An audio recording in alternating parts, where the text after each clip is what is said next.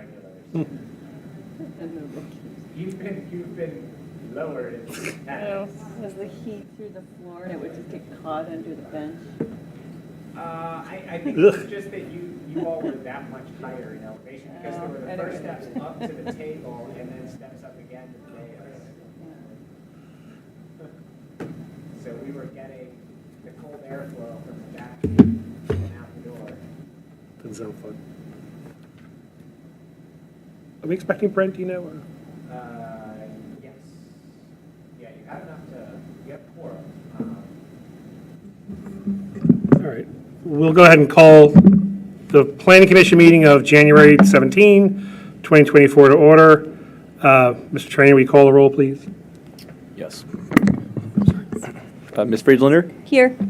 Mr. Puentes? Here. Ms. Comont? Here. Mr. Stevens? Here. All right, we have a quorum. Absent is Mr. Krasner, who I believe will be here shortly. I hope so. Okay, so looking at the agenda, the first thing is for the adoption of the agenda. We have a couple of action items and then some work session items. Is there usually a place for receipt for petitions on here? Or, I know we're talking about that later with the rules of procedure, but is that, There is, and that was an oversight on our part when we originally posted, but that's part of your standard process is to accept receipt of petitions following item 4, the speaker Okay. series. We did make that correction in the online agenda, but we haven't gotten it into the print agenda here got before it, you. okay. With that one amendment then, we have a motion to approve the agenda. Mr. Chair, I'll move to adopt the agenda, but I wanted to just say very quickly, congratulations on assuming your new role, and good luck for an interesting and exciting year. Thank you very much. And thank you for being vice chair. Thank you for being chair. So I went ahead and moved. I'll second. Okay, it's been moved and seconded. All in favor? Aye. Aye. Opposed? Agenda's approved. We have no items for the speaker series, so item 4A then I guess would be receipt for petitions here. Is that right, Mr. Stoddard? This is the place for that? Yes, correct. Mr. Rainey, do we have any written comments? No written comments. We do have one registered speaker. So we call that up now? It's for an item on the agenda, or? Yes. Yeah, Gene Gresco speaking on the work plan.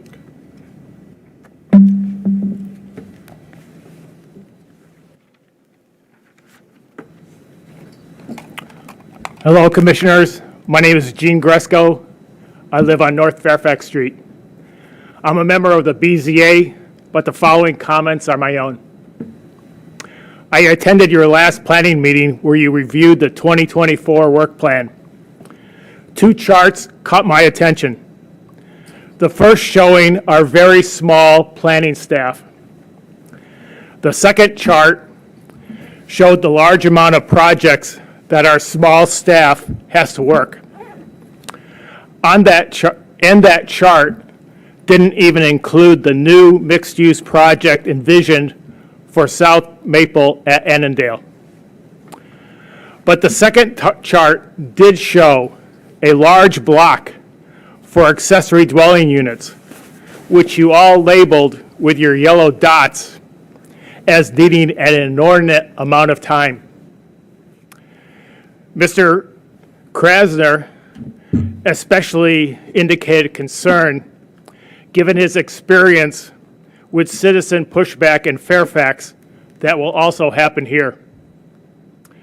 That large amount of time and contention will not, however, result in larger payback. It should be noted that our Housing Commission also looked at Granny Flats and concluded it wouldn't generate affordable housing as compared to our mixed-use below-market rentals. But at that last meeting, you all presented alternate ideas that would have a better bang for the buck. For example, Mr. Hyra had many ideas that would truly add affordable housing. And Mr. Stevens had many ideas for alternate green energy as well. Our new Housing City Council will have a retreat next month to update the work plan.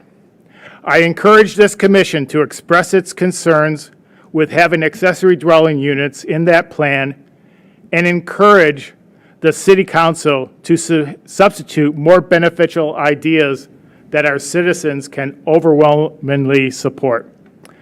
Thanks for considering this suggestion. Thank you very much. I know we're talking about ADUs on the agenda later today, too, so it was very timely. Are there any other speakers, Mr. Trainer? None more, Mr. Chair. All right, moving on to item 5, action items. We have 2, which are both to approve previous minutes. So let's start with December 20, 2023. Comments or questions on the, I have some comments. be lit? Thank you. So there's a couple of clarifications I wanted to make on the meeting minutes of December 20th. And first would be on line number 159 through 161. And it's talking about the Fellows property concept design and the proposed walkway materials.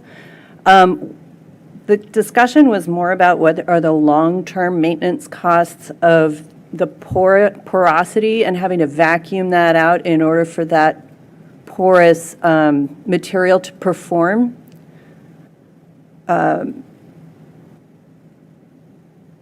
And although Mr. Astorga said the maintenance was minimal compared to that of Howard E. Herman Park, later down on 178, I want to clarify that he said that although many alternatives came at an increased maintenance of responsibilities and costs, but that it would be evaluated against other materials' long-term maintenance and performance over time.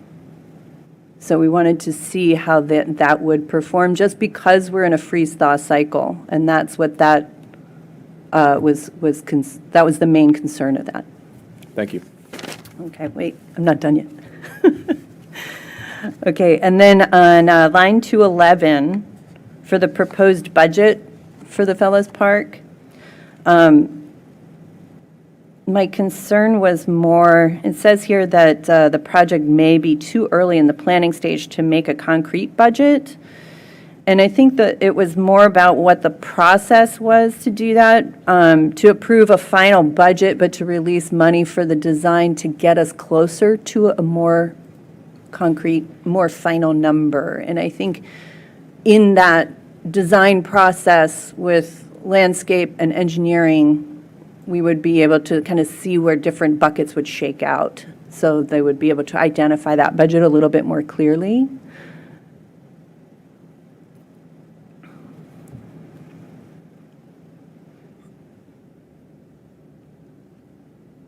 That was line 211 and through 213 or 212.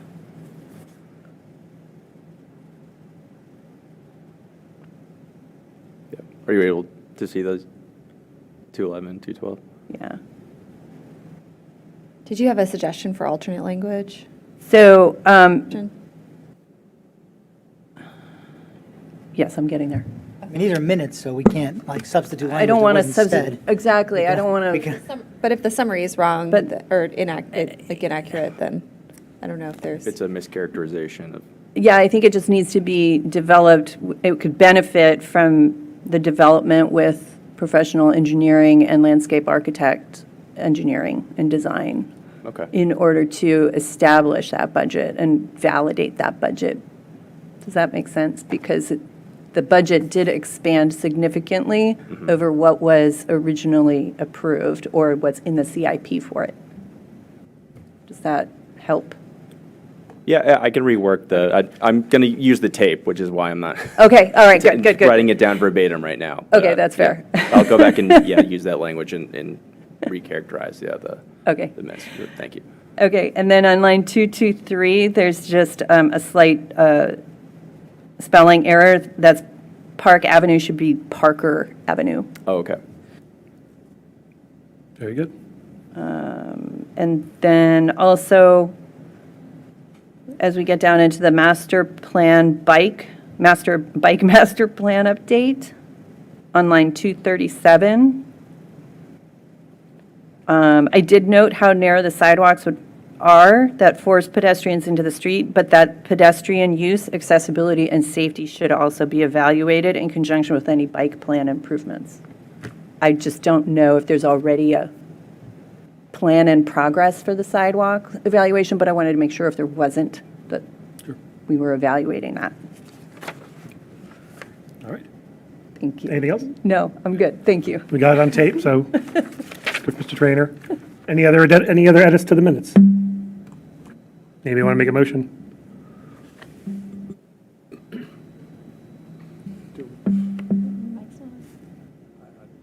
I'm just perplexed. I mean, do we need to see the language?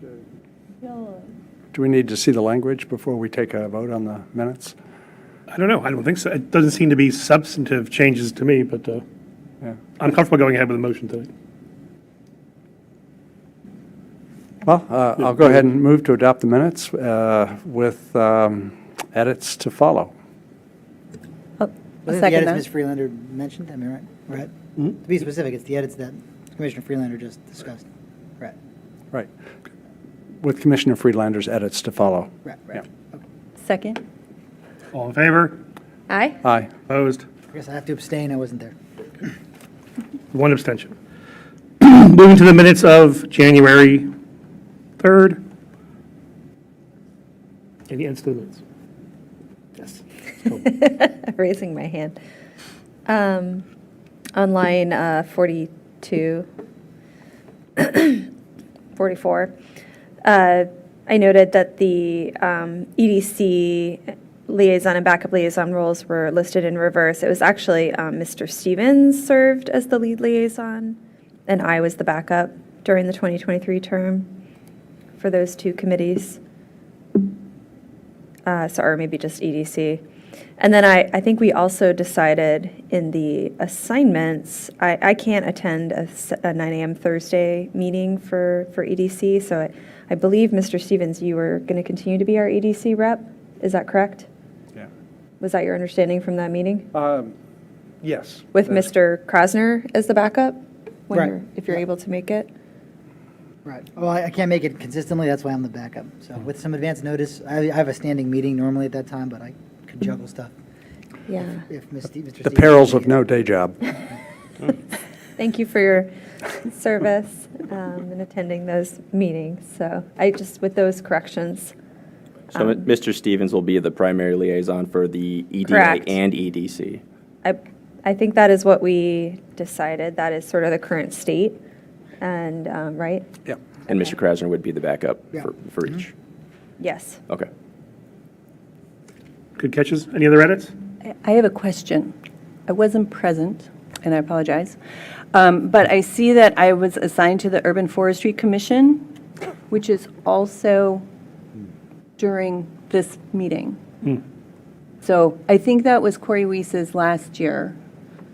And we know it never got reassigned. So I'm fine. I don't think I'll be able to make that meeting. So think I don't know we'll how all be in the same boat, I effective. think, right. Okay, yeah, I know. I don't know how effective I will be, but I will reach out to them. Right. I guess reporting back from whatever after the meetings are over would be helpful.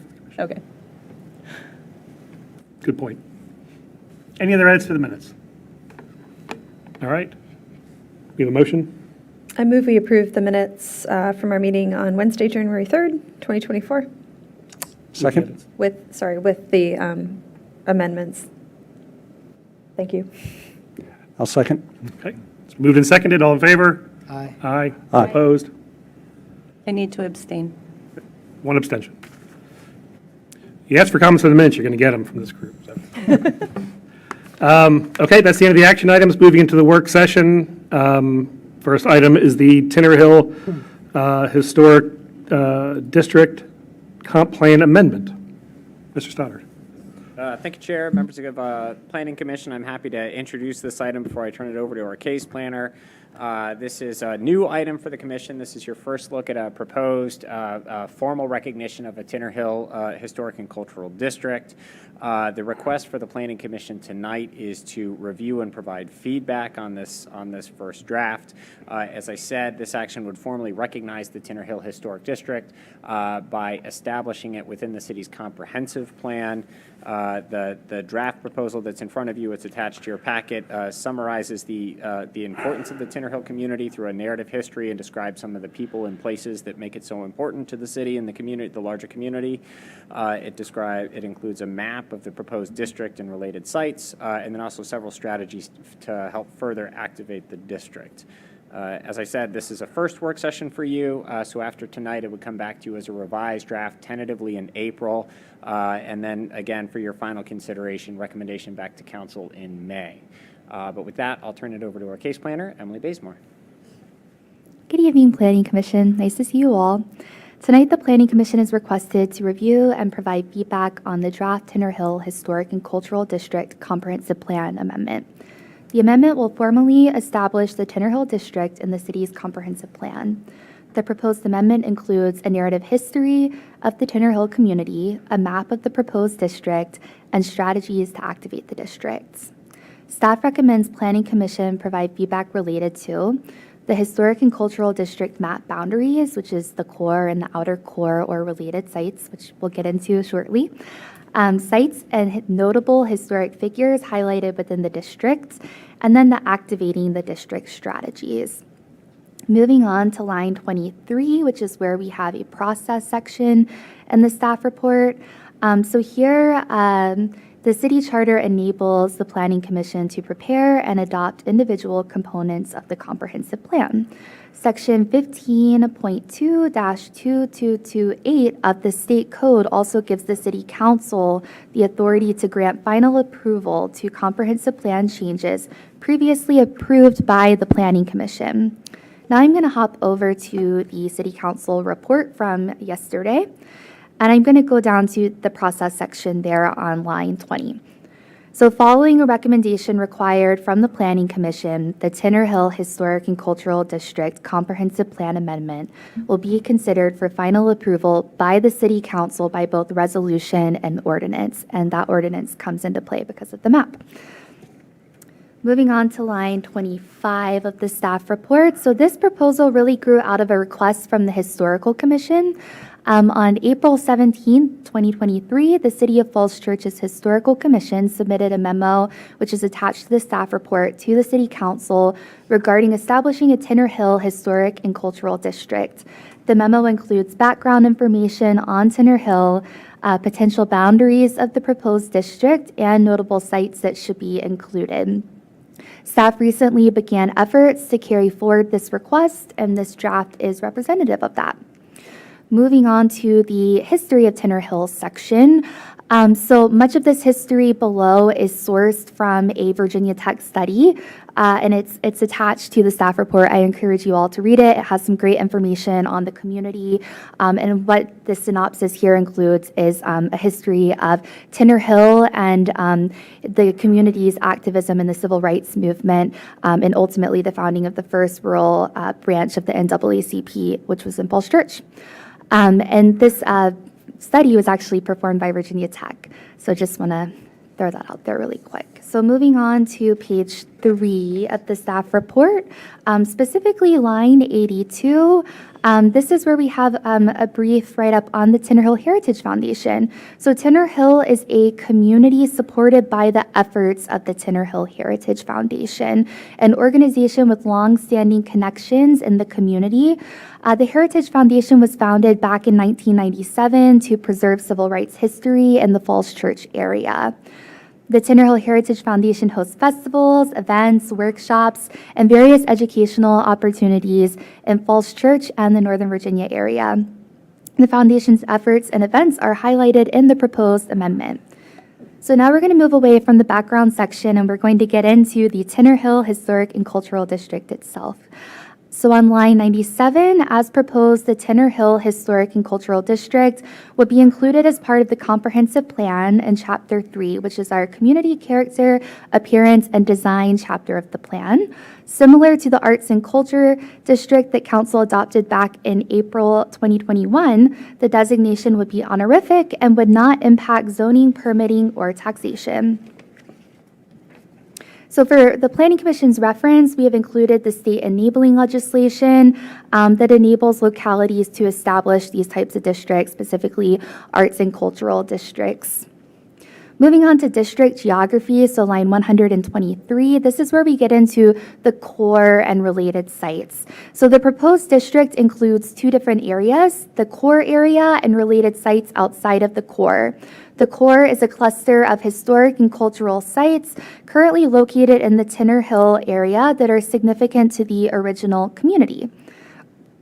The following sites encompass the core of the Tinner Hill Historic and Cultural District: the Charles and Mary Elizabeth Tinner House, Joseph and Mary Tinner's home outline, the Henderson House, the Tinner Hill Civil Rights Monument, the Zigzag Sculpture, and the Tinner Hill Historic Site Marker.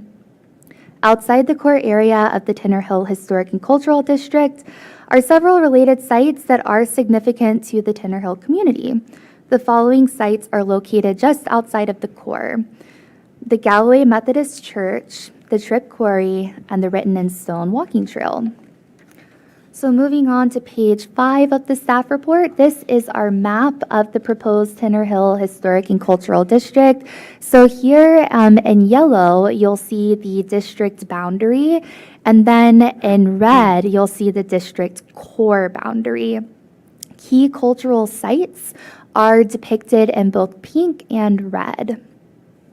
So moving on to line 144 of the staff report, here we have our historic figures. So the draft amendment highlights several key leaders and historic figures associated with the Tinner Hill community.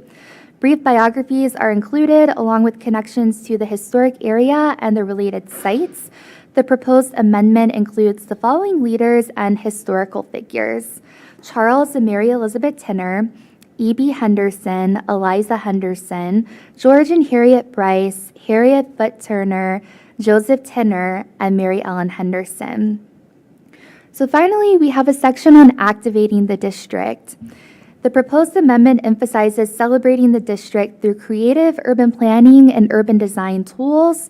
Strategies for activation explored in this section include the following: partnering with the Tinner Hill Heritage Foundation to promote the district, promoting heritage tourism, implementing historic and cultural placemaking projects, exploring urban design opportunities, expanding public art efforts in the district, exploring branding for the district, elevating the district in entitlement projects and site plan reviews, and finally, exploring potential archaeological significance. Moving on to fiscal impact, there is no direct fiscal impact associated with the proposed Tinner Hill Historic and Cultural District. And finally, I'd like to go over the timing of this project. So I just want to highlight that we have already engaged with the Historical Commission and the Tinner Hill Heritage Foundation. We shared a brief outline of the proposed amendment as well as a draft map with both groups to get some initial feedback. Last night, we had our City Council kickoff work session. And tonight we're here with you guys for a Planning Commission kickoff work session. In February, we'll be going to the EDA, the Arts and Humanities Council, and the Historical Commission once again. We'll return to City Council and Planning Commission in April, and then by May, we'll be looking for some final consideration of the project. That's all from me. Thank you for your time. Thank you very much, Ms. Bazemore. Anything else from the staff, Mr. Stoddard? No, that concludes our report. Thank you. All right. It's fascinating stuff. I read the Witness to Civil Rights is really a great read. Thank you for including that. Let me turn over to the commissioners then for any comments. This is a work session, so you're looking for feedback on just the general comp plan amendment. Any reactions, any thoughts Yes. from anybody on the commission? Mr. Stevens. Yeah, this is a really excellent initiative. One could almost argue that it's long overdue. But in any event, I wanted to salute the Historical Commission for having launched this, and just a two-page memo, but it's like, it's one of those things that you read and you say, well, of course. So nicely done by them. And I think this is an excellent kind of propping up, if you will, of the important history of the Tinner Hill area. And I think by proceeding with this, it'll codify the importance of that history in a way that perhaps hasn't been done up till now.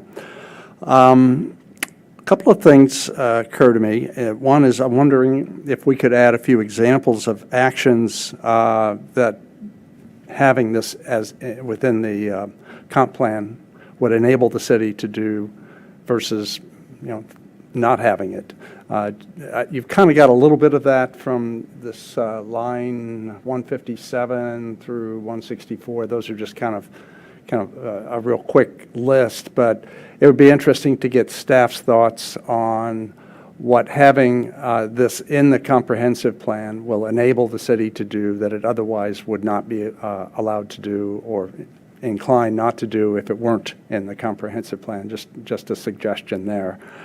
Then one other thought was we've got this divided, or you've got this divided into the core area and then kind of the larger area. And I'm wondering if there's any risk that might imply a prioritization of activities on those core areas versus the rest of it that might not be intended.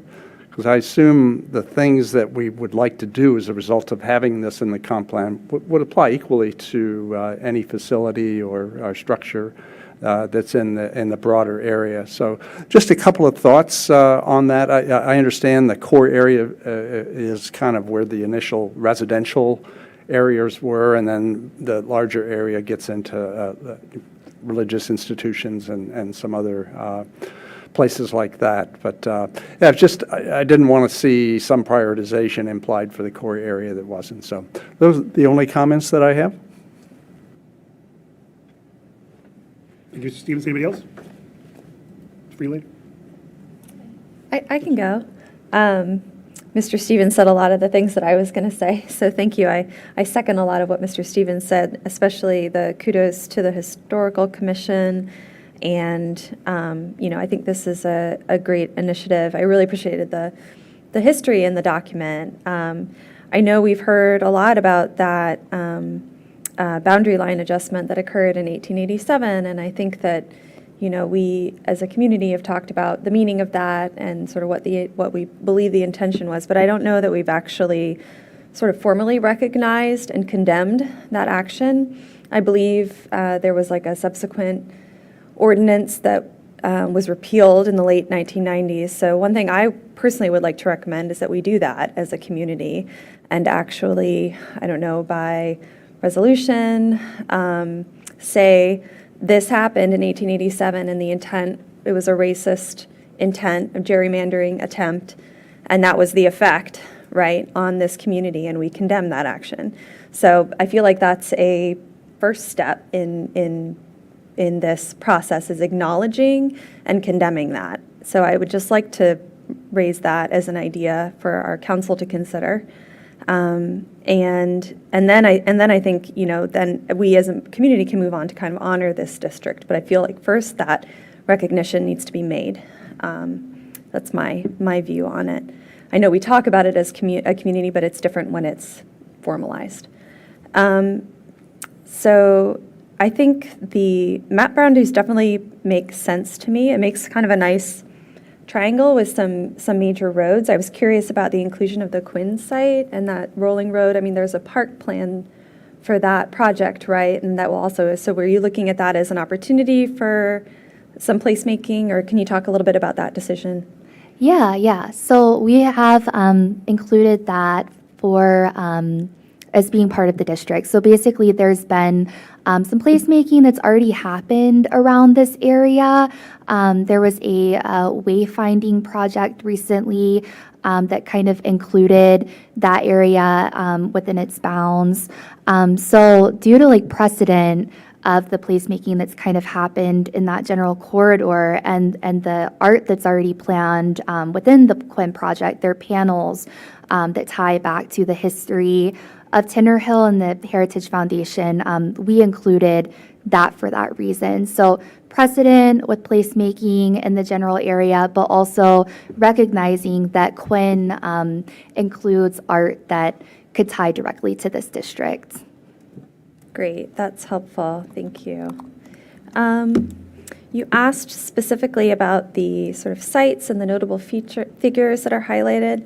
To me, it sounds like a great list, but I'm curious, like, are you in communication with any of the Tinner families? I know the descendants are still living in that area, so it would be great to hear from them personally. I actually went to high school with a Tinner, and I reached out to him. I was like, "Did you know about this?" And he didn't know. He lives locally, but not in Falls Church anymore. But his family's still here, and so I just, it would be nice to get input from those families, because this really is their very personal history. So I just want to make sure that that is happening. It's lovely. It's great that we're hearing from the Tinner Hill Heritage Foundation, but I also hope that we can talk to the families directly. Yes, we plan to do that. And then on the activating the district strategies, I thought, again, lots of great ideas. I'd love to see more murals in this area. I appreciate the history walks, but I do wonder about the the kind of visibility of them for people. I think murals are a lot more striking. I was in Philadelphia recently, and there was an excellent mural walk kind of in the downtown core area, and they're really beautiful installations and meaningful to the city. So that would be my preference. I like the idea for the virtual trail map. I think anything that we can do, to kind of bring things online too would be helpful. I was curious, there was a reference to the archaeological study that was undergone in the 1990s, and some relevant sites in that, but you didn't mention exactly what the sites were. Do you have any more information on that? I think, let's see, it read. We would have to revisit that. I don't believe it's included in the amendment. Yeah, I just right said there are a now. few sites identified in the report related to the Tinner Hill community. So I was just curious about what those were, if you have any more information about that next time. And again, maybe that's something to communicate about with the families that are living there. I think that's it for me. Thank you, Ms. Comont. Any other comments? Mr. Grassmer? Go down the line here. Well, a couple things. Well, first of all, I mean, it's certainly something that I know the city, in many ways, I feel like the Tinner Hill community, looms for a relatively small community. It certainly kind of looms large in our history, and which is great. I think one thing I just want to be, I don't know the right way to say this. I want to be careful about I was reading the Tinner Hill like the attachment and that was given as like the historical document from 2011 that was prepared by who prepared that?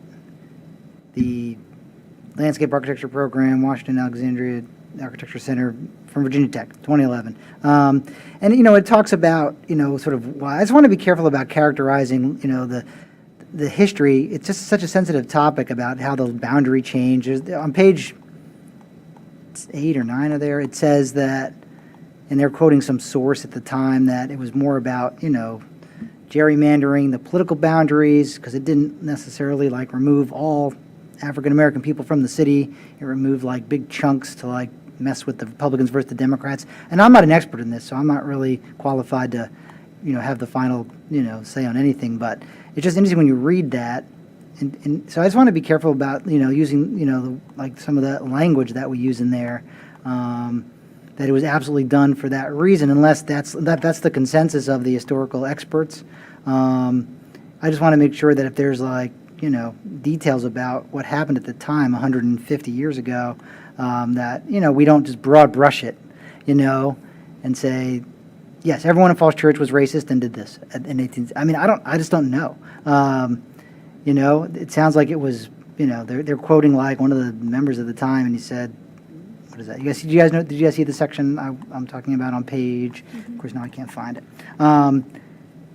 And so, and it talks about the fact that it was a combination of like northern people moving in who were Republican and African Americans were Republican, and the local Democrats wanted to, preserve their majority. And so now obviously doing anything based purely on people's race is wrong. But it sounds like it was more complicated than just like the town drew out all black residents from the boundaries, because they didn't actually do that. They drew out large chunks.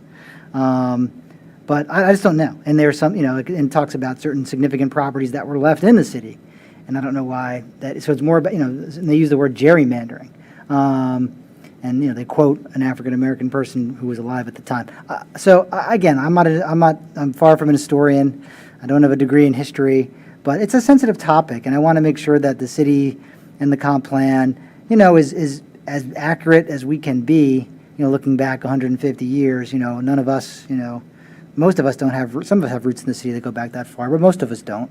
Most of us came to Falls Church many decades and generations later. And so I just want to be sensitive to that in how we sort of characterize it. And to the extent we have any experts that we can consult on, developing a consensus about that language, I just want to be careful about that. So anyhow, that was kind of like just an overall topic, because I've heard that story too. I've heard about I'm very familiar with the history. I'm interested in boundaries and civil boundaries, and I've always I knew that there was the town. I've seen the town boundaries, and then it was at certain points in time, at two different points in time, it was shaved down, before it incorporated as a city, and then when it incorporated in 1949. I mean, and so it's a complicated history about how we arrived at the current boundaries we have today, and so anyhow, I just think it's a topic that deserves rigorous review and many people reviewing how we're gonna enshrine it in our comp plan to be as accurate as we can be with whatever sources are available to us. So that was that. The other thing I was just interested about, I'm interested in the sort of the mechanics of it, because you referenced the state code enabling legislation to establish an arts and cultural district. Obviously, when you read through that language, this isn't in some ways like a traditional arts and cultural district. When it talks about the reasons why that code section was adopted, it appears that it was done to, again, encourage the development of arts and cultural institutions, like maybe museums or performing arts centers. And there may be broader ways we can do it, but it sounds like the point of it was to allow for the city then to grant tax incentives or allow regulatory flexibility. And I didn't see anything about that. Is this a vehicle to do something? I mean, other than just recognizing the history, which is important, and we kind of already do that in the plan in some sections, and we could certainly beef up certain sections related to the history. I don't know, I forget what chapter that's in, but if we were going to, I just think we need to be clear about what the purpose is of what are we trying to achieve, other than just continuing to, acknowledge, rightfully so, the history of the city and the history of this portion of the city. Are we trying to look to grant tax incentives and all these other things, special zoning? I mean, you said at the beginning that we're not looking to have any type of, I think you said we're not looking to do that, maybe, or at least not now.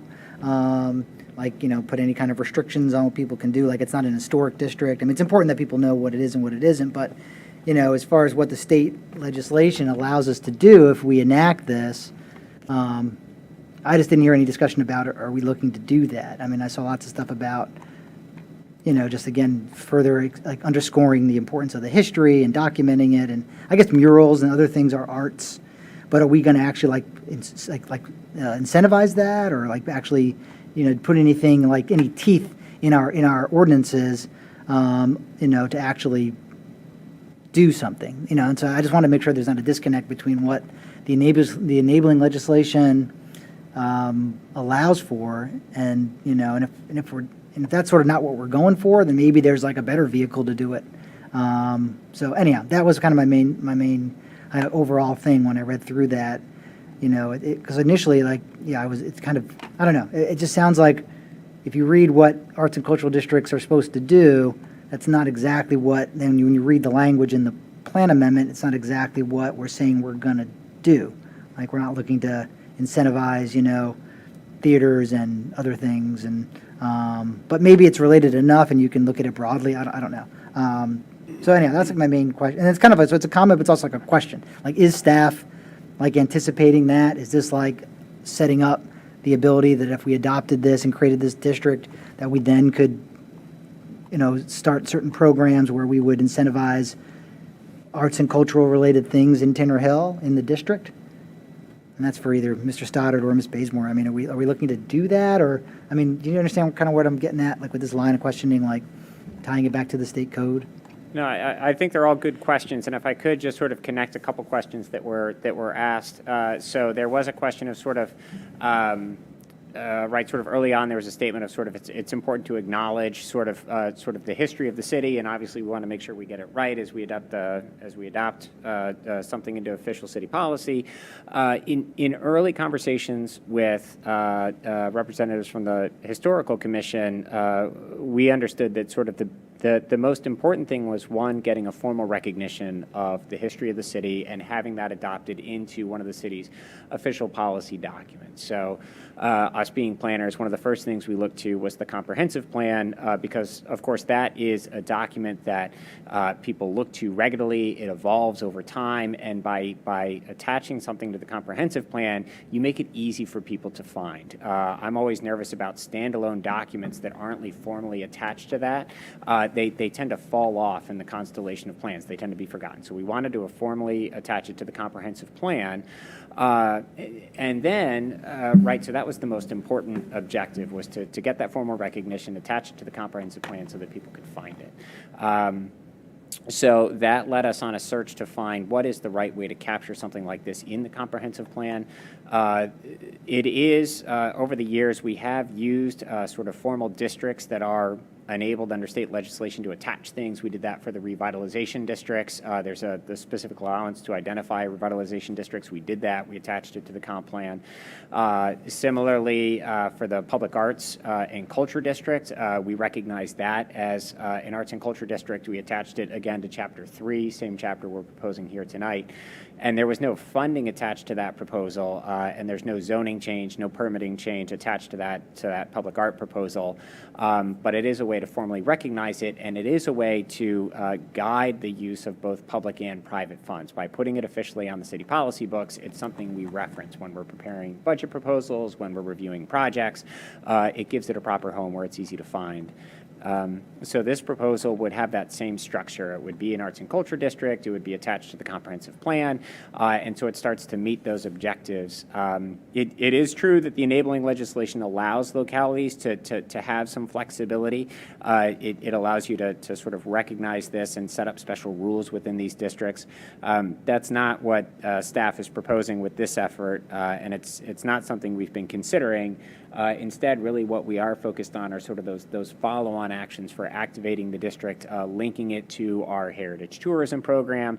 As development applications come in, we could say, hey, you're in this district or right next to this district. When you think about public art contributions, think about reaching out to the Tinner Hill Heritage Foundation, as the Lincoln Project did, and really helping to tell that story of the community, so that when there is investment, whether it's public or private, we have this on the books and we can steer it in the right direction to help celebrate what's already been in the community and make sure that the next generation knows about it as well. Okay, so you're saying that, just to tie it back, so would we, but like this talks about giving us the ability to enact an ordinance, so we would put it in the plan and then we would amend our ordinance to adopt this arts and cultural district, because it talks about establishing the boundaries and formally, it's like a formal action that the city would take. Yeah, it ends up being a two-part action. We went through this exercise with the Arts and Culture District. So the comp plan amendment, as always, that gets adopted by resolution. That's what we're familiar with. The recognition of the map boundaries get adopted by ordinance. There's no other set of rules attached to it other than recognizing it as a map. Any other change would again have to go through the ordinance process with 2 readings from council, formal recommendation from Planning Commission as well. So yes, that's enabled, but it's not being considered, and any such consideration would have to go through the same public hearing and noticing requirements as any ordinance change. Okay, because and that's all very good, and I think like maybe we need some. It's just like that last sentence before, you then list the state code. You say designation's honorific. It would not impact zoning, permitting, or taxation, and then you go on and cite the state code, which talks all about changing the zoning, the taxation, and the permitting. you know? So it's like, we're not going to do that, but here's the law, but we're adopting the law Yeah, anyway. when we were drafting the staff report, it was sort of a funny thing. We could have sort of ellipsised out sort of sections B and C, but we didn't want any surprises if somebody went actually to the state code and followed the link and said, hey, what about this B and C? So we wanted to put it up front in the staff report while also acknowledging that's not the intent at this All time. right, and maybe just being more specific that, or something like, at this time, the city doesn't anticipate doing that. I mean, maybe we don't want to box ourselves in. Maybe at some point we would want to do that. I don't know. Right. But maybe just to be clear about that, so that everyone knows what we're, since the comp plan is, as you said, part one, people understand like what we're setting up by putting it in the comp plan and then enacting this. I just think of like, on both sides of the issue, because like, you don't want someone who maybe owns property in in these districts then coming, says, okay, now, let's be, I mean, a lot of the properties in the district are, as you've drawn them, are owned by people that have nothing to do with Tinner Hill per se. They happen to own property there. And then they say, well, now I'm in this district. What does that mean for me? Can I get a rebate? Can I get a tax incentive? And people start asking questions. And so the more you can be clear that, well, this is what we're designing this to do and what we're not designing it to do. So people just know. So that people don't have any, they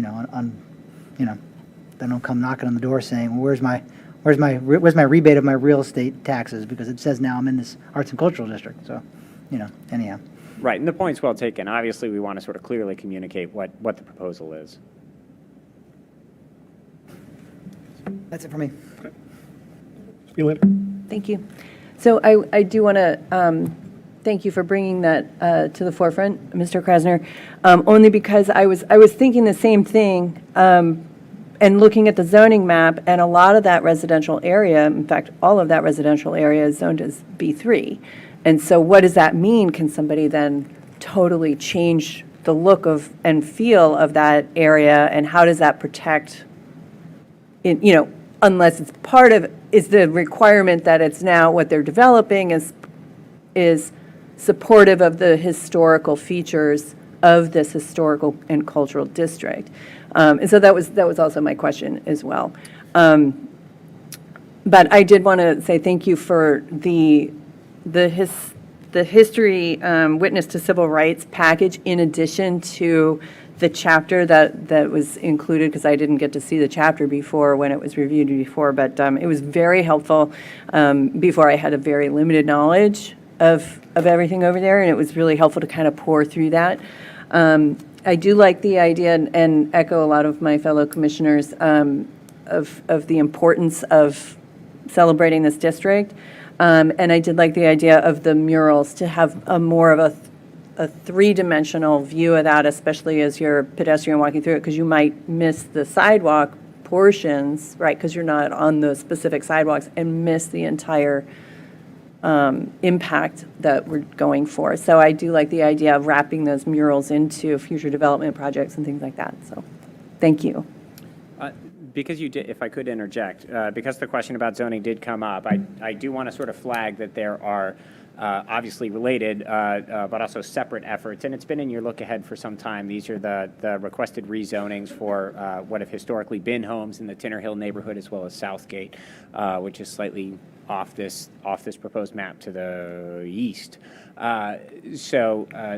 Through it's again, it's a related request, but a separate request, and that is that the property owners flag that they would like to, their homes are currently zoned B3, making residential single-family sort of putting it in an awkward status with the zoning ordinance.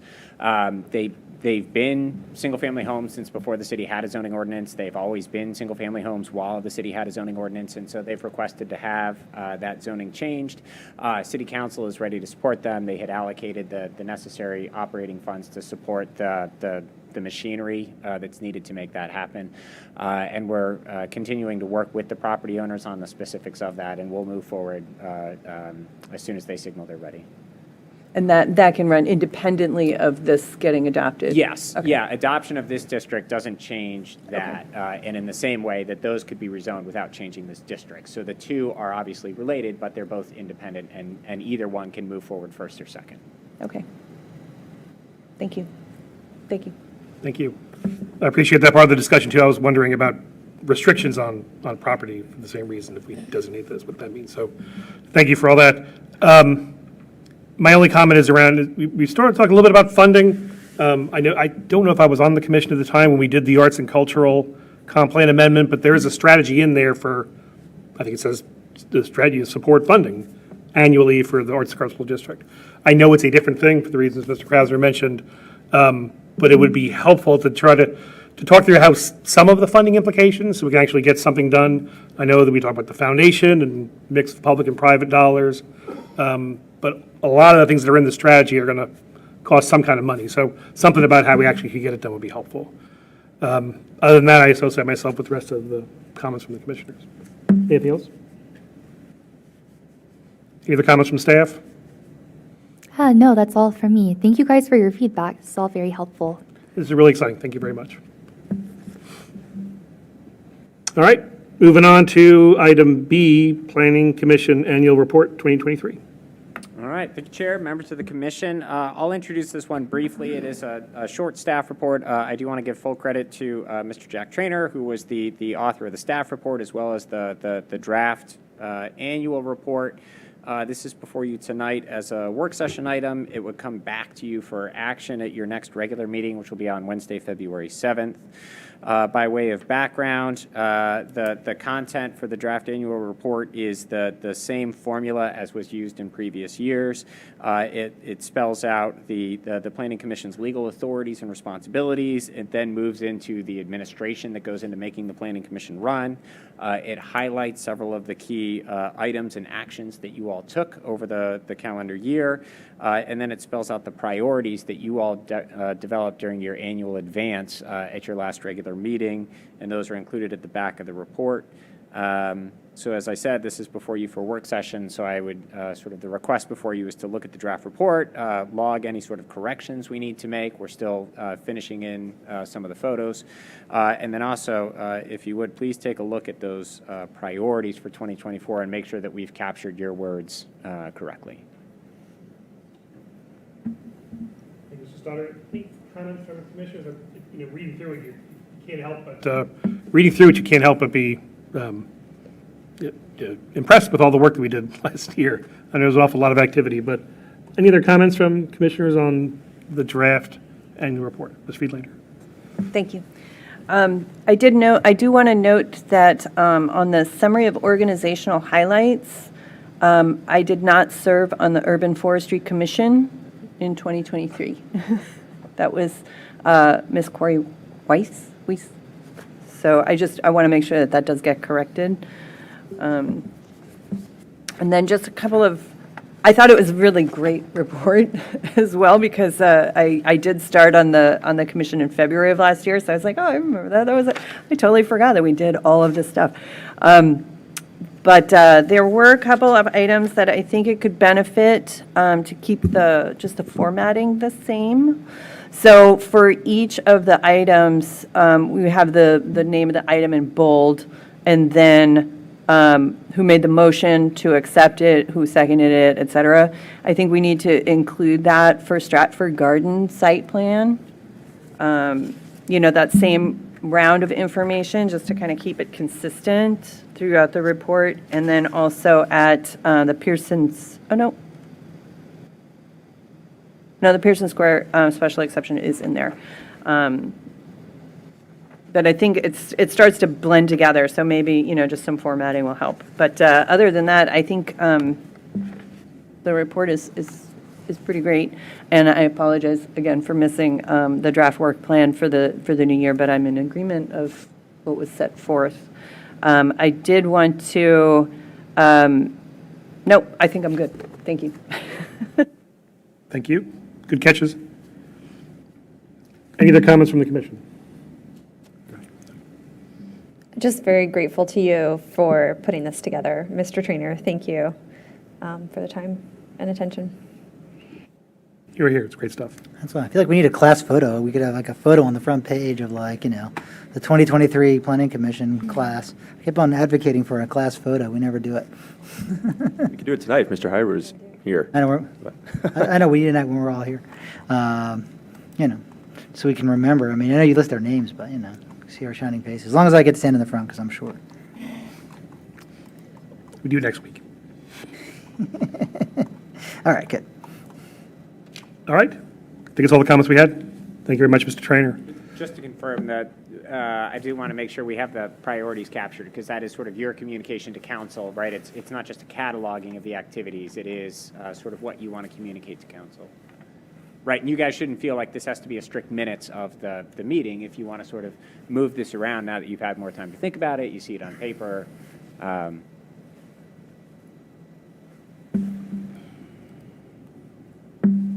Any comments? I think it frames it well. I think I was looking for language that talked about priorities. I mean, the way that you say it here, I mean, these are just items of those which have been scheduled, which could be rescheduled, advanced, things like that. So I think the language is correct for truly what this is. It doesn't commit the commission to doing anything, but this is, if we have the opportunity, if there is time, these are things that we're interested in. And I agree with all of those. I guess maybe the only comment I have is on question 2, it says which 3 should be rescheduled, and then we list 4 below. So I don't know if TDM's maybe got the lowest votes. Do we go with the first 3? Was that sort of the order of the vote getting? Oh, gosh, I cannot remember how. We still have the. Do we take pictures of the board? Yeah, We do have, we we have have it up pictures in the of it. hallway. Yeah. Yeah. I think, the question, I think, more describes like the ranking, but not necessarily the product afterwards. But yeah, we could be clear about that. Yeah, and it may be kind of a similar thing for the third question, which 3 products should be included. I know we came up with a lot more ideas. Some of them had more support than others, so I don't know if there's a way to note how many commissioners supported each idea, or some sort of ranking again there, even if you do want to list all of the ideas rather than just 3. If I remember correctly, when we were doing the exercise, we had sort of themed some of them or grouped some of them. I wonder if what we might do is sort of come back to you with maybe sort of a grouping of these things, right? A lot of these obviously relate to housing affordability. Then we had sort of the anti-displacement was for both sort of business and residential, along with sort of the Main Streets program. We can put those in a bucket.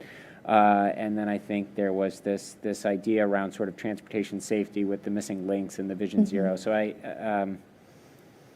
I'd want to confirm with notes, but I think what we might be able to do is group these maybe into 3 buckets around housing affordability, transportation safety, and then sort of Main Streets economic development. That sounds good. So you can take it, edit that and come back to us with a, Yes, yeah, so we'll bring an edited version back to you. Again, no action requested tonight. That would be at your next meeting. And obviously, we'll include the revised version in your packet. Can I add one more thing with, within those 3 buckets, that we include accessibility of pedestrian sidewalks and all the linkages, for all those types of linkages as well? Absolutely. Thank you. And the first question, actually, I see now also said which 3 require the most community engagement, and then we list 4. So we might want to go to the tape. responses may- included, something. Yeah, there are 2 ways we could play it. We could either sort of reduce it down to those items that got the most votes, or we could take out the word, we could just rephrase the Yeah, question. maybe that. I mean, if these were the ones that got like significant support Right. on all the questions, it doesn't need to be 3. But yeah, just align it. So it makes sense. Again, good catches. Anything else from the commission? All right. Next item, 7D, the director's report. And in here, there's a memo, a really good memo, I think, that Jack Trainer wrote on If I could, Mr. Chair, ADUs. just Thank to you, Mr. interrupt, we apologies. do have a 6C. Oh, yeah, I'm off by number. Sorry. Planning Commission Rules and Procedures, 6C. Sure. Stoddard, Thank you, Chair, please. members of the commission. This one I am going to turn over to the report author, but this is, I had incorrectly stated that staff didn't have any recommended changes to your rules of procedure, or rather, we didn't at that time, so it was correct. But since then, Mr. Trainer did identify a way, I think, that we can improve public engagement and transparency, and the efficiency of the meetings themselves. And so I want to turn this over to Mr. Trainer. Just mechanically, this is before you for a work session tonight, because by your rules of procedure, any proposed changes do need to be aired at a meeting before you can act on them at your next regular meetings. But with that, I'll turn it over to Mr. Trainer. Sure, thanks, Mr. Stoddard. most of it's already been said. This additional amendment was identified after the advance a couple weeks ago, and by the rules of procedure, 2 weeks' notice is required before voting on any amendments to the rules of procedure. And so the one kind of amendment that staff identified on line 19 here kind of requires changes to do two different code lines, 285 to 286 and 337 to 338, which is a recommendation to update the receipt of petitions portion of the meeting agenda, which would include a summary of written comments addressed to the Planning Commission, or does currently. These comments are currently included in the correspondence section of the agenda, item 8C, but would be moved up to item 8.5, the receipt of petitions section of the agenda. The clerk would be responsible for noting the author and subject of each comment, and as with other comments, staff would provide responses as requested by the commission. The city clerk already does a similar thing in city council meetings, so this would be, similar to that, only, the clerk would read written petitions received by author and what the topic was. And really, I guess the purpose of this is to kind of spotlight and further kind of encourage written comment ahead of meetings. And even though they are, regularly included in packages, it's just a way to further kind of spotlight those as they come in. I think it's a really good idea, and we always benefit from written comments, and I think it also gives us the ability to ask staff questions about certain comments that might come in a more public way in the agenda, so it makes a lot of sense to me. Any other comments from the commissioners on that?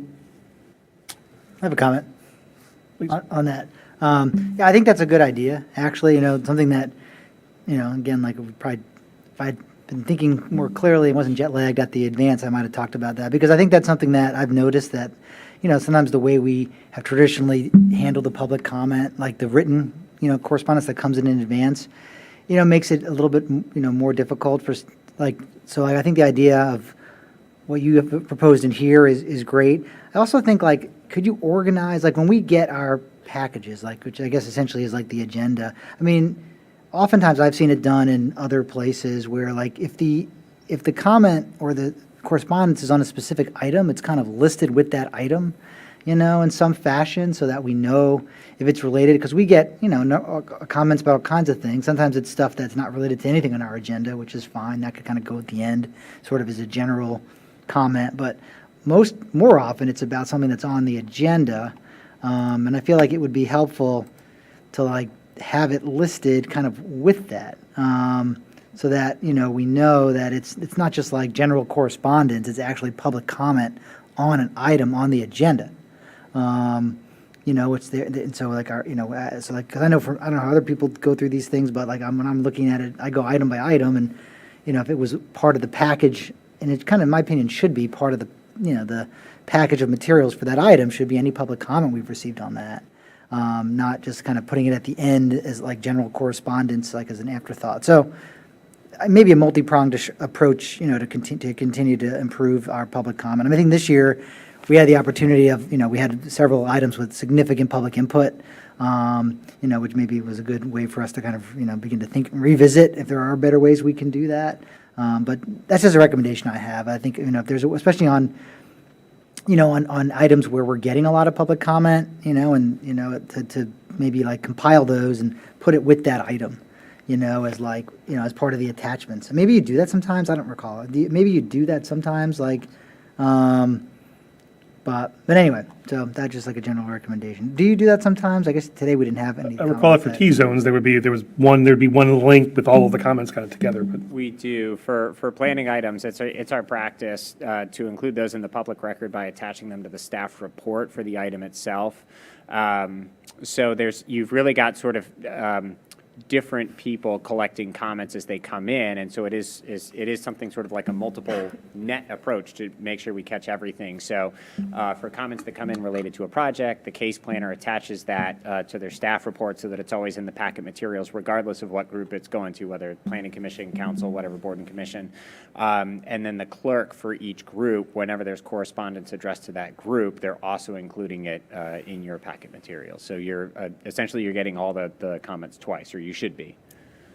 I think the point's well taken, too. I think at the last meeting, we got comments about process and rules of procedure that was kind of at the end. We didn't really address it, but it was part of this conversation about this, because they were kind of from two different paths. So I think the point's well taken. Places where we can link it up better, we just link it up better. Any other comments on rules of procedures? This is a work session item, so no action on that tonight either. Okay. Correct. Okay. Then now we're moving on to item 7, information items. Let's start with planning commissioner reports. Any reports from the commission?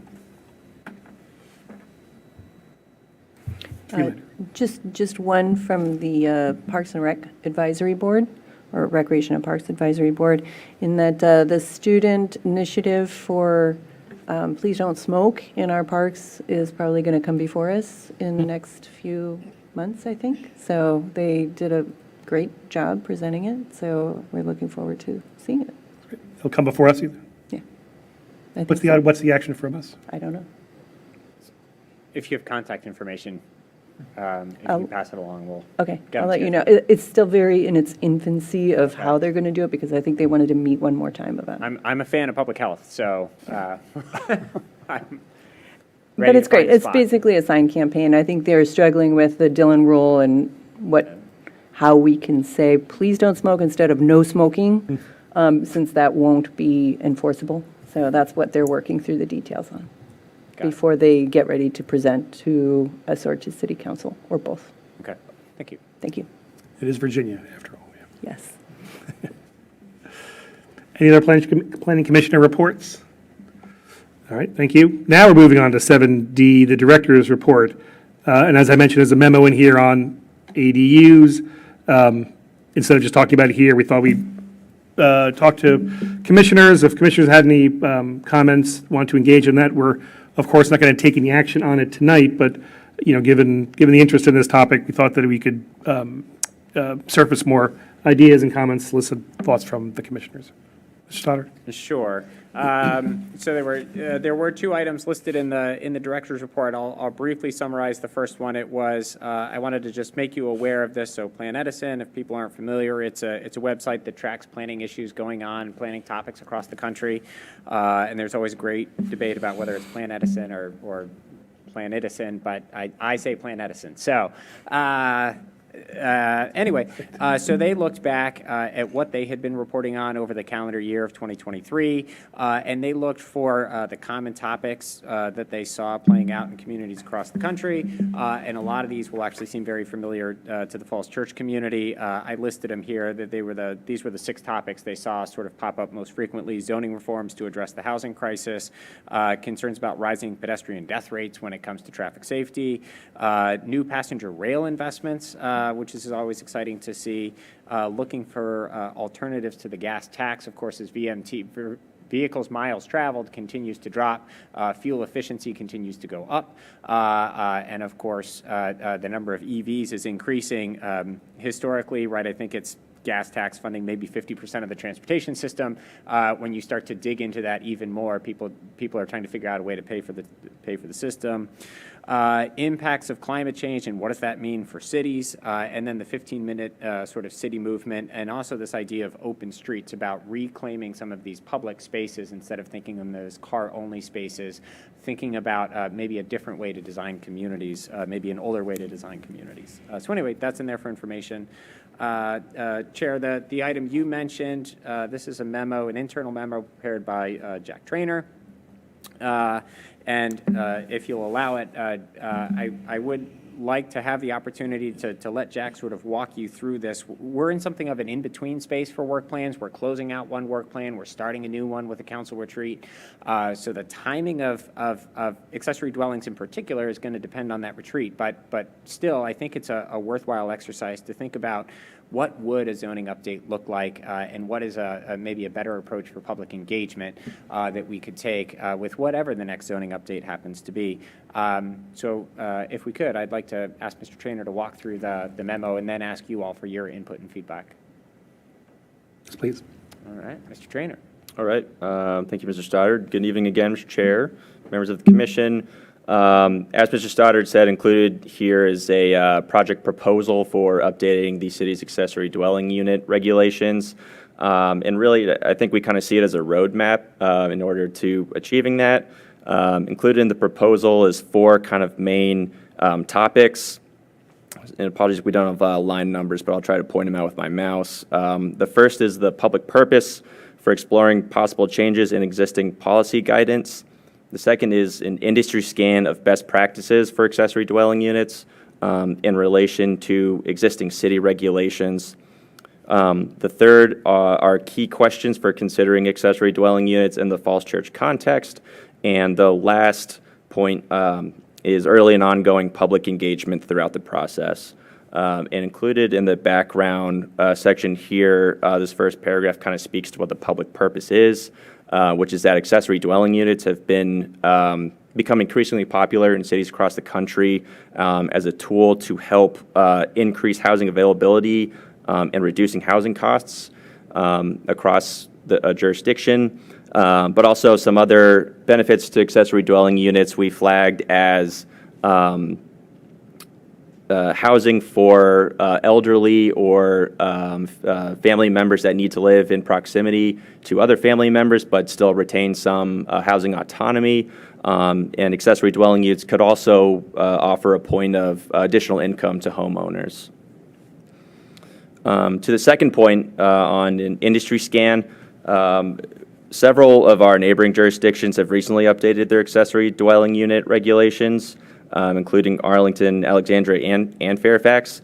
And we've included a kind of summary of what those regulations are in comparison to the city's current regulations in the table that starts on the second page. But I want to first note that accessory dwelling units in the city today are currently only permitted as conditional uses that require a Board of Zoning Appeals, or BZA, issued special use permit, and that they're only allowable in the R1A, R1B, RC, and RM districts. And in the event that a special use permit is granted by the BZA, these permits are only good for 3 years and require renewal after they expire. So it doesn't offer very much, protection if they do exist right now. So I won't go through all of these, but I do just want to point out a couple other kind of notable differences in the city's code today compared to our neighbors. And that first is that BZA approval that I mentioned, the special use permits, and also the city currently only allows attached accessory units, which are often used in or found in basements of the primary residence, compared to detached accessory units, which I think is what most people think of or picture when they think of accessory dwelling units as a separate or accessory building which houses the additional dwelling unit. And that's currently illegal in the city. So some of these other components like gross floor area could be consideration, but things like height and setbacks, things that really speak to the building envelope. These are examples that would be in the realm of things to be considered, but aren't really fact right now because accessory dwelling units are entirely housed within the primary structure, which you'd assume to be conforming with the underlying zoning. Moving on to staff analysis, we've included 2 kind of relevant quotes here that kind of set the frame for, in part, for why accessory dwelling, or why this memo was put together. And the first comes from the city's housing chapter of the comprehensive plan, which notes that the city will need to emphasize strategies to maintain and increase the availability of housing affordable to a range of income levels in order to meet the forecasted housing demand for our region. And that the city will need to consider ways to allow for this growth and density. Again, that's expected in our region. Permitting accessory dwelling units may be another solution for the city to consider. And accessory dwelling units is also mentioned in the 2023 council work plan under item 9 within the inclusion and social sustainability section, which says, quote, which says that council should, quote, consider amendments to the zoning code to allow greater flexibility for accessory dwelling units and residential zones and other measures to expand the availability of housing in the city. So we've put this kind of initial list of principal issues to consider. This is not an exhaustive list, but is one that staff would take to council for an initial work session to get feedback on, whether something's been omitted, or if council would like to add an issue to be considered in the scope here. Those are the kind of questions that we would be seeking off the bat. But the list here is generally what we've put together so far in our scan of neighboring jurisdictions and best practices. The relevant city code sections is also kind of a cursory scan and will no doubt be updated, but just to get a sense of the code sections that would be touched on by an update to the city's accessory dwelling units regulations. And then lastly, we've included an ongoing public engagement section, which also kind of informs on the timing of what the proposal could take. Starting with putting together a kind of regularly meeting team of city staff that includes not just planning, but zoning and building safety, and of course our housing folks and the city attorney, civil engineering and the city arborist, to really kind of tackle this thing at all angles. I think with one of the lessons learned from the T-zones was that I think, put that team together a little late. So from the beginning, we would be putting a team together that encompasses all the things that accessory dwelling units would no doubt need input on. And then I just want to go over what the kind of public engagement roadmap would be, starting with the initial scoping and preparation, which is the phase that we're in right now, which we've scoped out as beginning last December and going through February, which would include the concept development and staff workout, the initial city council work session on the scope and concept that I mentioned, and then staff crafting the initial term sheet, which would incorporate all of the items for consideration that I walked through a minute ago. And then under the proposal 1, or the first draft happening in the spring from March to April, this would be the first draft on that term sheet where staff would have worked out, again, a first draft on some hard recommendations on things like lot coverage or setbacks or square footage, height, those kind of concrete things. We would take that to City Council. It would come to the Planning Commission and the Housing Commission, and we'd also start some initial public outreach,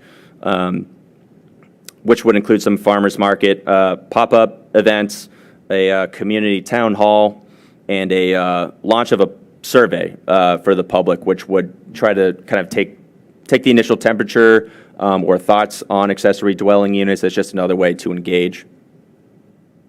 And under the second or the third chunk here, proposal 2, incorporating the feedback happening from May to June, we would take all the feedback we got from the public, boards and commissions, and council, and we would return to the term sheet and work that out based on, again, all the feedback we got. It would go back to council and the boards and commissions. We'd have another town hall.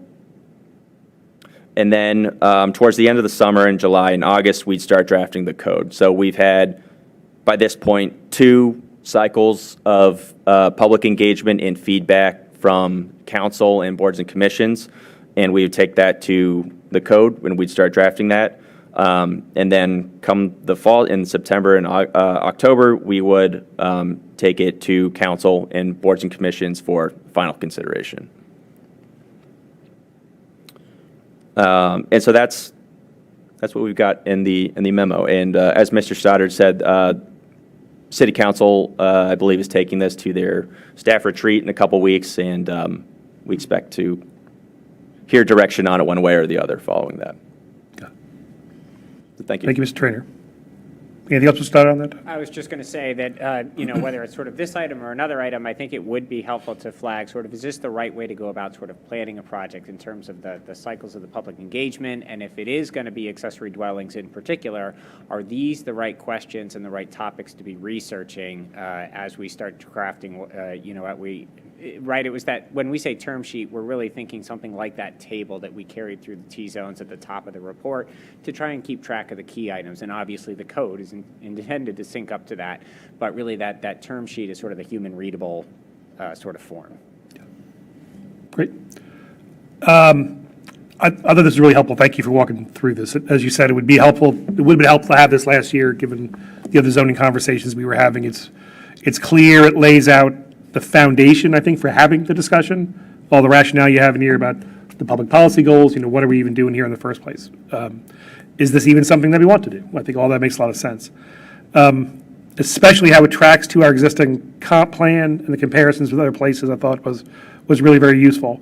A couple things that I thought would be helpful is kind of knowing, in terms of speed, just how long this stuff takes. As you look through other jurisdictions, any sense of how long it took that? I don't think any of us know whether or not the time frame you've laid out here makes sense. Obviously, we got to do what makes sense for Falls Church, but very helpful to know kind of, what does it look like? Just general scaffolding around that idea. And then, as you walk through the timeline, where are those decision points? If we get to, answering some of those questions that, okay, we decide this isn't something we're pursuing, it's not appropriate for Falls Church, then we're not going to do it, or wherever those decision points are, I think it'd be helpful, especially for the public, to know, the decisions haven't been made already that will make them as this process goes along. So, but again, I thought it was very helpful to have this. Any other questions or comments from commissioners on any of this, Ms. Coleman? Yeah, I also thought this was really helpful. You've obviously done a lot of work with the initial scoping preparation, so kudos to you all on a busy December to February period. So I guess I just want to be clear about what exactly is happening in March. It sounds like in March you would be delivering some initial staff recommendations. Okay, so I guess I'm just wondering, if we're delivering those in March, how are they going to be informed by the feedback we get from the community? Because I think that was one of the lessons that we learned from T-zones, was that, we sort of said, here's what we think we should do, and the community said, no, we don't want that. But, we never really got to what they do want. And I think by sort of delivering those initial ideas before we'd heard from the community, it was sort of like, some people just couldn't engage with it at all at that point. So I don't know, it doesn't really seem feasible to sort of flip the March and April events, but I feel like you need some community engagement before you even deliver those initial staff recommendations. Otherwise, I worry that it will be kind of a replay of what happened with T-zones. I'm also curious about the survey that you're planning, and who is conducting that survey. It's not going to be an opt-in survey, right? It would be an actual, scientifically sound representative survey of the community. So first, to the first point, the intent with sort of the scoping document was to get direction from council on sort of what are the questions to be explored. So I'm assuming it's going to look something like that bulleted list of principal issues to consider. I assume council may have some things they want to add to that, but then the idea is that staff would come back with, we were asked to look at setbacks, sort of here's what some other communities do. We've done some look at sort of GIS analysis of sort of what might make sense for the city, right, in terms of sort of what are side setbacks typically in the city, what are rear setbacks, how big are people's backyards. One of the advantages of being in a smaller jurisdiction is that there just aren't as many properties to analyze. In terms of structure of height limits, we could look at sort of, what would sort of a 1 or a 1.5 story sort of addition look like that? How would that relate to maybe our fence ordinance in terms of the height that you can have in a rear yard or a side yard fence? So we could come back with some thoughts and recommendations on each of those things in order to sort of put it in the context of what other jurisdictions are doing and then what might make sense for the rest of the rules in Falls Church. And then that's what we'd be getting a substantial amount of feedback. So I would expect a significant amount of change to take place between that sort of first and revised proposal. Okay. So, I mean, could those be sort of delivered as a range of options then with a staff recommendation included? I just feel like, I don't know, I feel like it might feel firmer or more sort of fully baked than the community will want it to feel if it's delivered that way in March as sort of like, this is the recommendation. I mean, even if we are open to feedback from the community, I don't know. I'd really like to hear from the community first and then have that feedback be informing the recommendations. I hear what you're saying about looking at what other jurisdictions around us or, in other communities of a like size are doing in other areas and using that information to kind of help inform our decisions. I'll note, I mean, the number of developed for ADUs in both Arlington and Alexandria are very small. It's like a couple dozen in both communities. So it's not going to be like some wholesale change to our neighborhoods. I'm sure you don't feel that way when it's being built right next to you, though, right? So I think those are the kinds of things that we just need to keep in mind. To your second question about the survey, generally we don't have the budget or the time for sort of a statistically valid survey, right? You got to procure services, that takes a few months, then you got to craft the survey, that takes a couple months, then it's got to be up, then you got to compile. So you end up spending 6 months to get something that's statistically valid. And instead, we were going to use this much more like we have surveys for small area plans, comprehensive plans. This is hopefully interacting with maybe another group in the city, or maybe it overlaps with other groups in the city that either aren't represented in the boards and commissions or can't make it out to the farmers market or the pop-ups or the community town halls. So it's layering in another opportunity for input. And the questions would really be more about not sort of what should the regulation be, that could certainly be a question, but more along the lines of sort of what are things that interest you about ADUs, what are things that concern you about ADUs, so you're trying to understand what are sort of the concern points or the sort of points of interest that people would want to see these things move forward. Yeah, I guess I would just expect that survey would be responded to by mainly people who are opposed to the idea, and I think you wouldn't hear as much from people who might be either okay, neutral on it, or in favor of it. That would be my expectation with a survey like that, just based on our experience with transitional zones. We did hear from some proponents, but we heard a lot from people who were opposed, right? Sure. So I don't know, like if you're looking at that as sort of like a representation of what the community thinks about this issue, I worry that people might think that, point to this survey and say, look, the results of this survey say everybody's concerned about ADUs and nobody wants them. Do you know what I mean? I don't know. I just think you need to be careful about how you're using the surveys to kind of inform our decision making. Sure. In general, I would say that by memory of past projects, sort of surveys early in the project tend to draw a lot of responses of people who are positively excited about a project. It's generally surveys at the end that draw negatively excited comments. The participants tend to change based on where it is, right? If it's in the ideation phase, people who are excited about it respond. And then when sort of the rubber starts to meet the road, a wider segment. So it's generally you want to be taking stock throughout the process, and somewhere in the middle is where the community is.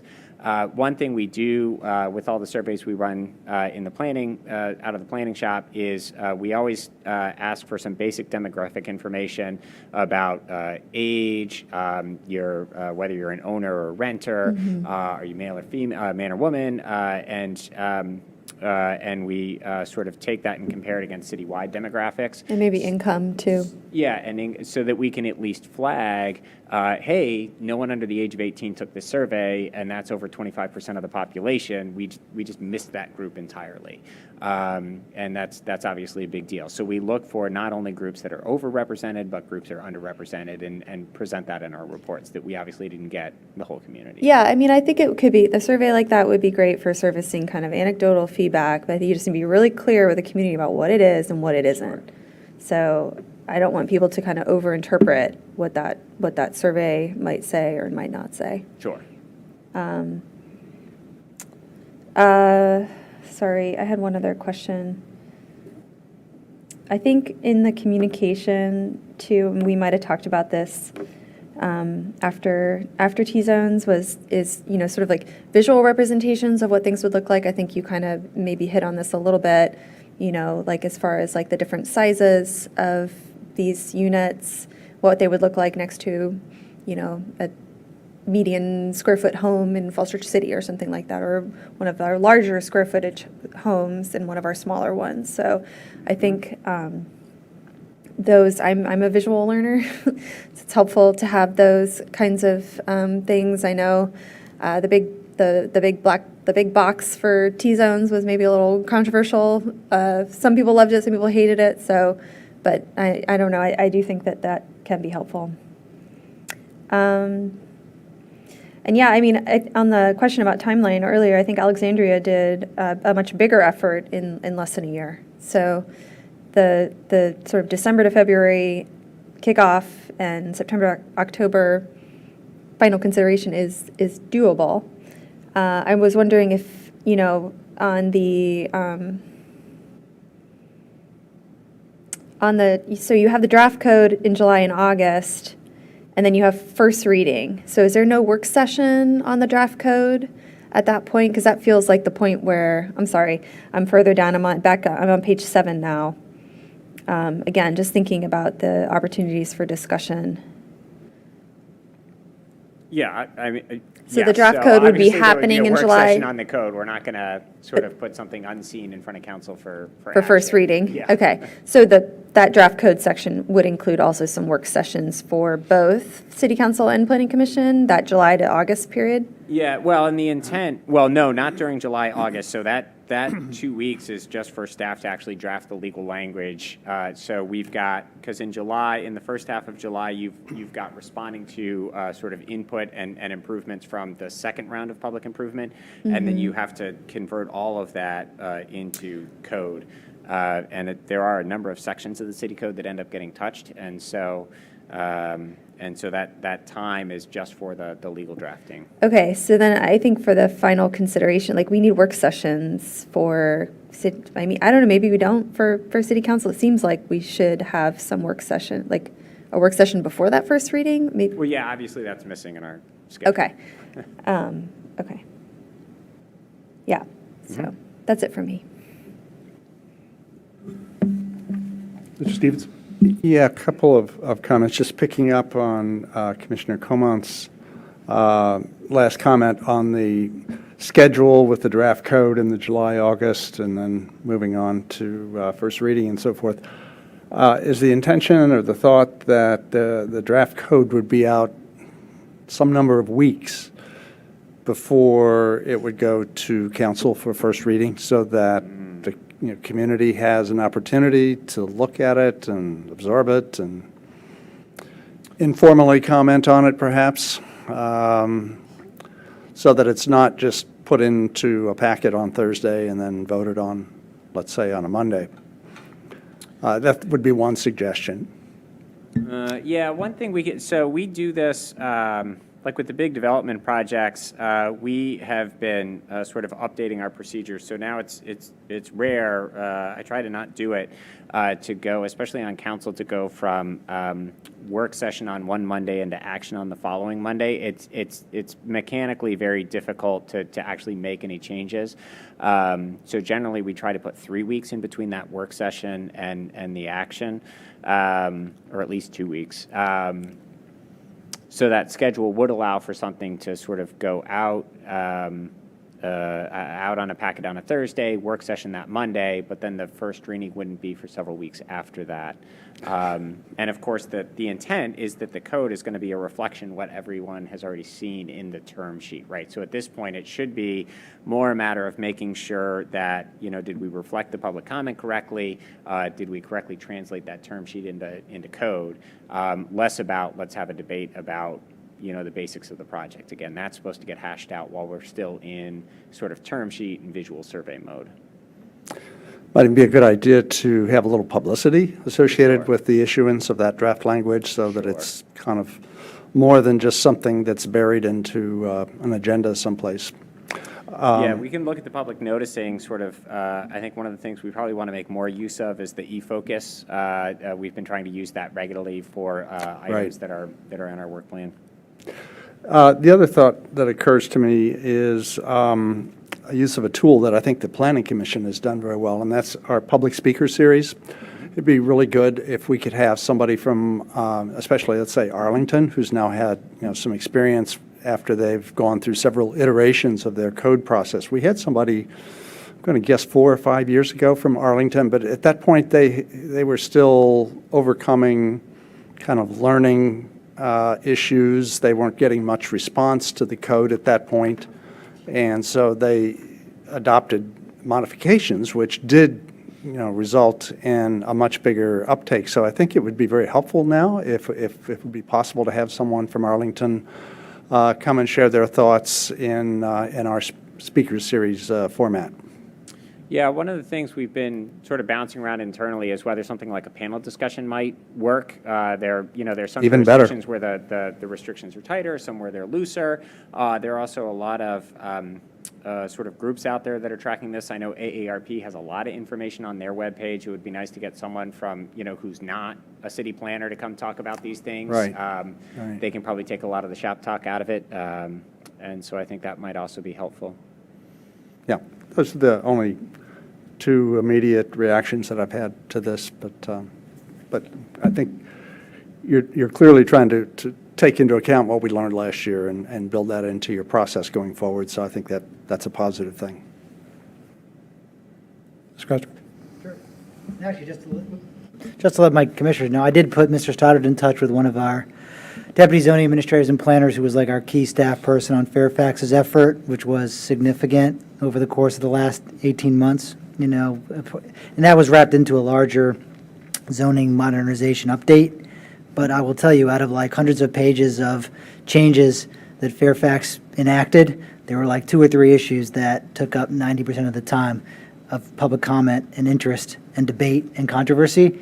One of those was accessory dwelling units. So for whatever that's worth. And I did put Mr. Stoddard in touch with our staff person who's graciously agreed to come and talk to us about it. Just lessons learned, their perspective. Fairfax is a different place. It's a big place. There are parts of the county that are really nothing like Falls Church, but then there are parts right across the line where you don't even know you've crossed it. And so the ADU rules apply countywide in different settings. So they did look at, both how it would affect large lot stuff that maybe is not as relevant to us, but also the stuff that's identical to the built environment that we have. Anyway, overall, I'm glad we're talking about it at this point, and I won't repeat what everyone said. We learned a lot last year with T-zones.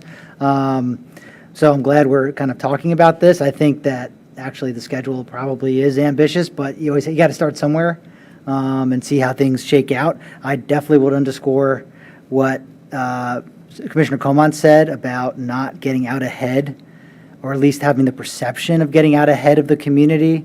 From a staff perspective, I understand, staff, this is how the process works. Staff has to come up with a draft, and then you start kind of massaging it and debating it and revising it. But I would be careful about sort of throwing out a draft without, a decent amount of public input to inform you on that, in addition to council input, in addition to our input.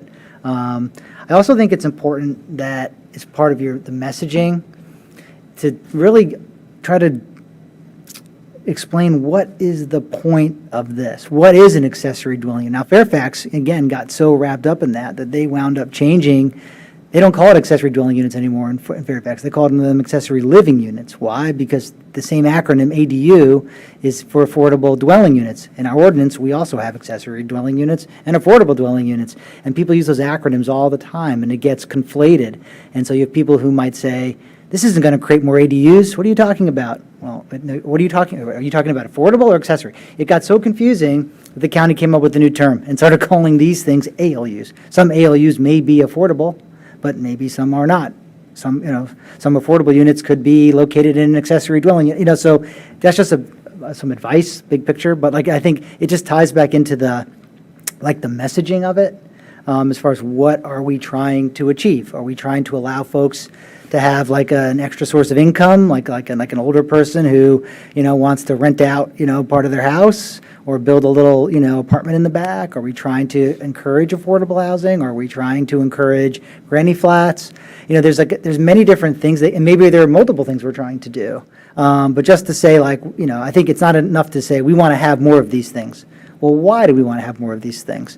Also, I think it would be helpful to know, I know it's been fairly restricted here, but what do we have now? I mean, I was on the BZA for several years. I never saw any come before the BZA. So I don't know when the last time, and maybe there's been some since I left the BZA, but I never saw one. I don't know if we have any kind of tracking of that to know how many we have currently, how many we've had historically, and what those look like. I know they were interior, but amongst interior units, there still is a range of what you can have. You can have a basement, but you can also have something that's actually looks almost like a two-family. And so it'd be interesting to know what we do or did have. I don't know how far, if we have those kind of records, but I think that would be really helpful. Another thing, in your chart that you didn't hit on, but I think you should, as far as looking at what we have, what we want, what other jurisdictions do, occupancy limits. Fairfax limits it to 2 people. I'm not saying we want that, but Fairfax limits it to 2 people who can live in that. Or do we want to just have it be a family? A family, most zoning ordinances can be anyone related by blood or marriage. It can be a large number of people. It just factors into obviously there's different levers as far as sizes of these things that can control that. But something else to consider is sort of what, if any, limits we want on that. But yeah, I mean, I don't want to get into all the nitty gritty. I have a lot of, just experience working on this issue in different, settings. But I do think taking a deliberate approach like you're proposing here is really smart. But definitely, I guess my biggest message would be to underscore what Commissioner Comont said. Let's not get out ahead of a true, kind of listening and study period by rushing to get a draft. Doesn't mean staff can't begin to formulate ideas, in draft format, as staff at the staff level, by all means, But I think before you put something out on the street, that's just going to invite lots of opinions, I think I think we owe it to the community to truly, listen and absorb and kind of understand, educate people about, again, like I said, what the point of it is, what these things are, what they could be in Falls Church, and then, only after that, proceed to a proposal. And it doesn't mean you have to parrot back what you hear, from the most excited neighbor, but it just means that I think you owe it to the process to take your time because,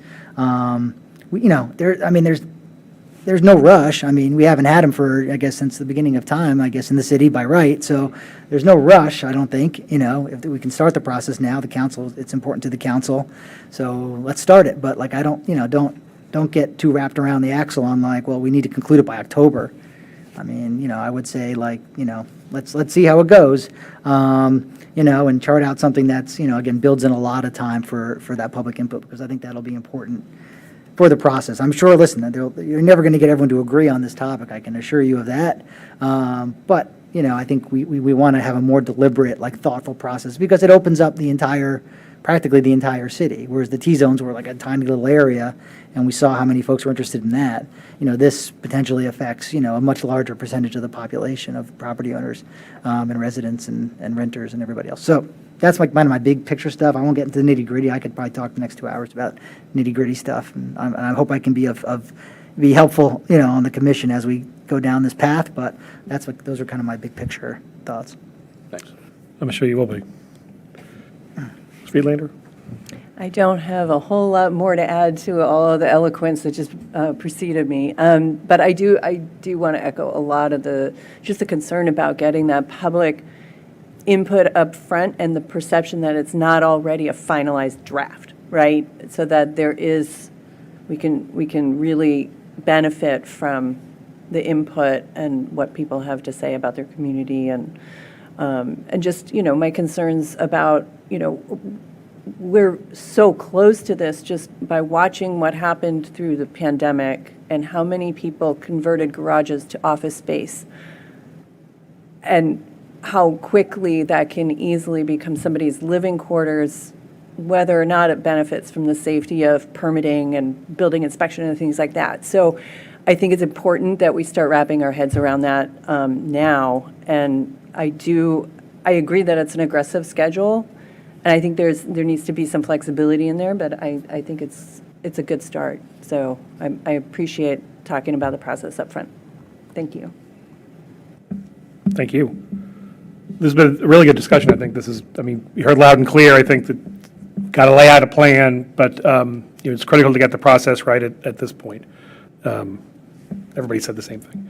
And I hadn't thought about that around staffing. That is good to add to your principal issues to consider. This whole staffing issue you just mentioned with the building inspection, what is the hit on city staff? We always talk about the shortages we have. That's clearly an issue that we should be considering. I like the idea of the speaker series, hearing from practitioners, and I'm glad you mentioned ALUs. I think in California they call them affordable dwelling units, and that would be confusing for folks. So whatever acronym works for us, I think, to avoid confusion is a good idea. Anything else from the commission on this for now? Just one last, maybe a question on the speaker series, which I also think is a good idea, and I especially think a panel would be excellent. But if that were something that we were going to do, I feel like it would be most useful at the beginning of the process. But we're already midway through January, and so, what is the feasibility of putting something like that together in February? February is possible. I think we would want to start organizing it straight away. And like I said, we are in something of an in-between space. So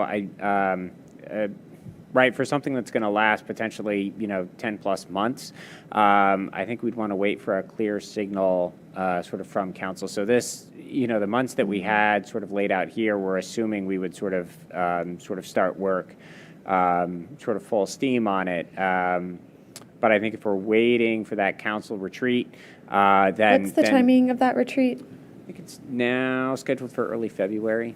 Okay. So I think if we're waiting for a clear signal coming out of that retreat, then all of these months would sort of bump around a little bit accordingly. Okay, that makes sense. Great. All right. Godspeed.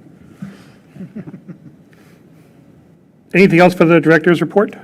Just to walk through the look ahead, just to let you give you a heads up about what's coming in your meetings. There is. Can we make that? Oh, that's perfect. Let's see. So we got two things that are tentative, and we're waiting to see sort of what the status of those things is before we formally schedule. We've got the benefit, I think, of a fifth Wednesday, and we're making full use of it in January to see where our projects are. Obviously, the intent is to use the meeting dates as they're available, but we've got two potential items, bike plan update, and this would be for you all to get a first look at not just the priority routes, which were settled at your last meeting, but to be looking at potential cross sections for those routes. What would be the possible configurations, whether it's in a no-build scenario or a partial build scenario or full build scenario. And then the other is to bring to you a draft demographics chapter, of course, encapsulating the revised projections that you all saw, I think, at the end of last calendar year. So as I said, those are both tentative, and we'll work out actual schedules going forward. We do have a by right site plan application for the Sini Jeweler. We are working with them on some of the technical materials that we need to properly review the plan, but that would come to you as a work session in February 21 is what we're thinking. And again, the use is by right. We're just working with them on some of the required materials and whether they are requesting any waivers on particular code items. And then the CIP kicks off with, or rather continues, you already had your kickoff in fall, but the CIP continues, getting a work session, which is a first look at the proposed CIP, and then it turns very quickly into the public hearing for CIP. And again, the bike plan continues to move forward with March being your tentative date for making a recommendation back to council. So that's what's on your schedule for the time being, and of course, we'll keep you updated as that sort of adjusts and changes. The schedule will fill up, for sure. Okay. Anything else for the director's report? No, thank you. Okay. Item 7C, correspondence. I know we had the letter from Mr. Henderson. Is there anything else, Mr. Trainer? Nope, that's nothing else. I think that was it. Yes, sorry. All right. Item 8, adjournment. That's it. We are adjourned. Thank you all very much. Use your gavel. Had a schedule even.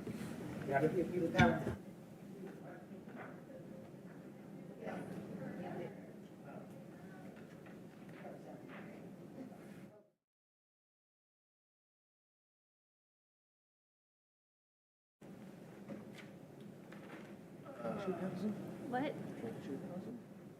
No. No, I'm AAB architectural.